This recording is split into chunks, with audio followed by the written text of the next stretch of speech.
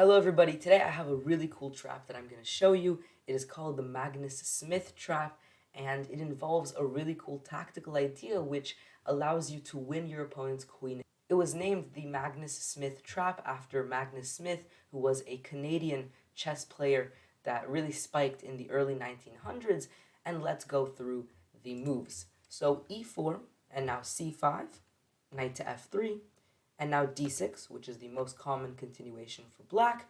Now d4, c takes, knight takes, and now knight to f6, eyeing down this pawn. This is, of course, the most common move, and it's a very natural one as well.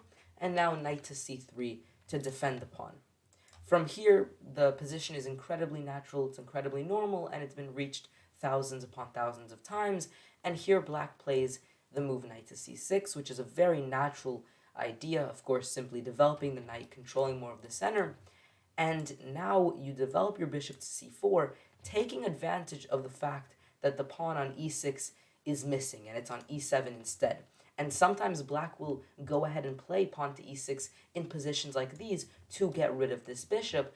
But if they don't, if they play a move like g6 or a6, let's demonstrate this with g6, well, suddenly the power of this bishop really comes into play, and you will essentially open up the file connecting the queens. So knight takes c6, pawn takes c6, and now e5. And if they take the pawn, well, the fact that the queens are looking at each other and the fact that this diagonal is pretty open allows for this very beautiful bishop takes f7 idea, king takes, driving the king away, and you win the queen. This is something that, like I said, can happen even if they don't play g6, so I can also demonstrate very similar idea with a6, where you put in e5, they take it, and you win the queen. This trap idea where you sacrifice the bishop on f7, or if you're playing as black, you can do it on f2.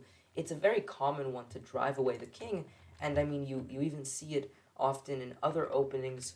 For example, the one that comes to mind is the Eric Rosen trap, where, again, your bishop gets this really open diagonal, and you can use that diagonal in the end to win the queen. After bishop takes f2, king takes, you win the queen. So a very similar idea employed in this trap here, where you end up winning the queen. Now, one thing that you might be wondering is, well, what happens if they don't take the pawn? And if they don't enter into the trap, you still have a very decent position, which is what makes this trap so appealing. You're not sacrificing pieces, and then, there's a chance that they just don't go into it and you're in a losing position. No, in this trap, you actually have a very good position, even if they simply move their knight away. So, for example, knight g4 is a very common move here, and this kind of falls under e6. And here, if they play correctly and if they play perfectly, then this is a very drawish position. So if they play f5, which is a really unnatural move, well, then they're in a very good position, but so are you. But there's many chances for them to mess up. If they take, of course, they cut the defense of the bishop, so you can simply take the knight. And if they take with the bishop instead, well, then you can take the bishop, and after they take back, you can win the knight. Or if they move their knight back to safety, you can move your bishop back to safety as well, and you just won a piece.